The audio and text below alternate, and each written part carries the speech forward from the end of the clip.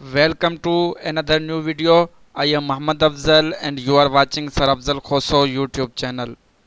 जैसा कि आपको पता है कि हम एक्टिव वॉइस और पैसिव वॉइस पढ़ रहे हैं। हमने पिछले लेक्चर में पढ़ा कि अगर कोई active voice sentence future indefinite tense का हो तो उसको हम पैसिव वॉइस में किस तरह से कन्वर्ट करते हैं। अगर आपने अभी तक वो लेक्चर नहीं देखा तो ऊपर आई बटन आ रहा है, आप उस आई बटन पर क्लिक करके वो लेक्चर देख लें। आज के लेक्चर में हम डिस्कस करेंगे कि अगर कोई active voice sentence future perfect tense का हो तो उसको हम पैसिव वॉइस में किस तरह से कन्वर्ट करेंगे। आइए आज का हम लेक्चर शुरू करते हैं। अगर कोई सेंटेंस जो कि एक्टिव वॉइस हो और वो फ्यूचर परफेक्ट टेंस का हो, किसका हो? फ्यूचर परफेक्ट टेंस का, तो उसको हम किस तरह से पैसिव वॉइस में कन्वर्ट करेंगे। जैसा कि आपको पता है कि जो फ्यूचर परफेक्ट टेंस होता है उसकी जो स्ट्रक्चर होती है वो कुछ इस तरह से होती है कि सबसे पहले सब्जेक्ट आता है, सब्जेक्ट के बाद हम या तो विल लिखते हैं हेल्पिंग वर्ब के तौर पर या शल, ठीक है। उसके बाद हम जो है हैव इस्तेमाल करते हैं, ठीक है। उसके बाद वर्ब की थर्ड फॉर्म और लास्ट में हम उसका ऑब्जेक्ट लगा देते हैं, ठीक है।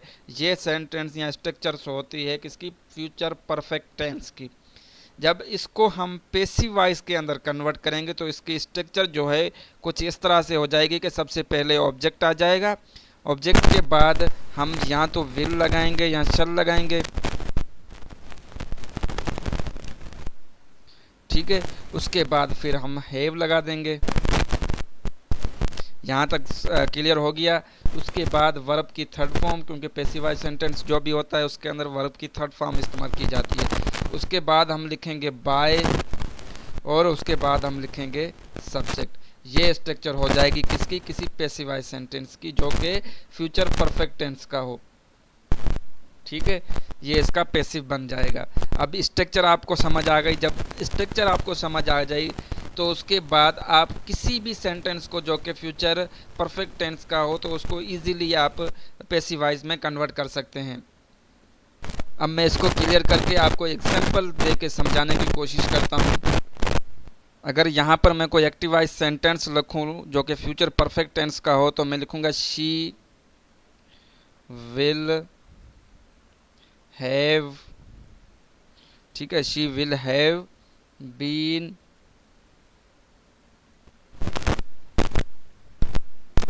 सॉरी सॉरी बीन नहीं होगा, संग लिख देता हूँ मैं,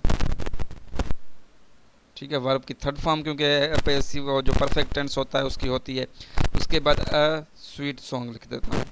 ये एक मैंने सेंटेंस बना दिया है जो कि किसका है? फ्यूचर परफेक्ट टेंस का है और एक्टिव वॉइस सेंटेंस है। अब जब मैं इसको मैं पैसिव वॉइस में कन्वर्ट करूँगा तो जो इसका ऑब्जेक्ट हो जाएगा उसको मैं सब्जेक्ट की जगह पर लिख दूंगा। मैं लिखूँगा अ स्वीट सॉन्ग,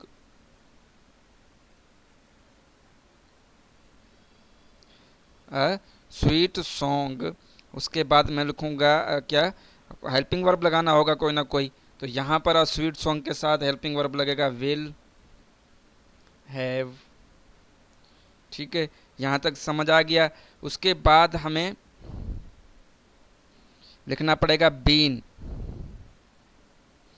ठीक है। हम लिखेंगे a sweet song will have been, उसके बाद संग बाय हर, क्योंकि यहाँ पर शी इस्तेमाल हुआ है तो शी का जो ऑब्जेक्टिव केस हो जाएगा वो हो जाएगा हर, ठीक है। A sweet song will have been sung by her, ये इसका पैसिवाइज हो जाएगा। अब हम एक और एग्जांपल देखते हैं। अगर मैं एक्टिवाइज सेंटेंस यहाँ पर लिखूँ he will have finished, pen सही से काम नहीं कर रही है, ऑल दी वर्क,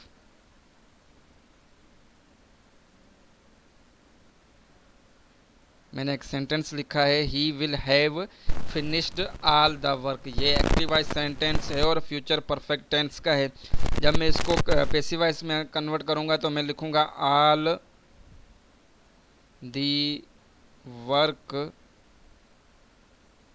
ठीक है, ऑल दी वर्क विल, क्योंकि आज जो ये सब्जेक्ट है इसके साथ हेल्पिंग वर्ब, ये सिंगुलर है तो इसके साथ सिंगुलर वाला लगेगा, विल हैव बीन फिनिश्ड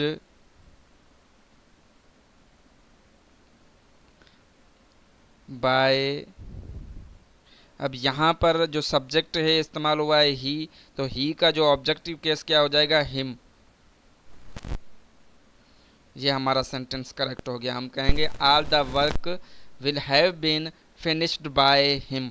ये इसका पैसिव वॉइस हो गया। अगर आपको ये आज का लेक्चर अच्छा लगा है तो बराए मेहरबानी हमारे इस YouTube चैनल को सब्सक्राइब करें, वीडियोस पर लाइक और कमेंट करें, साथ में बेल आइकन को भी प्रेस करें ताकि हर नए आने वाली वीडियो का नोटिफिकेशन आपको मिलता रहे। Thank you. अल्लाह हाफिज़।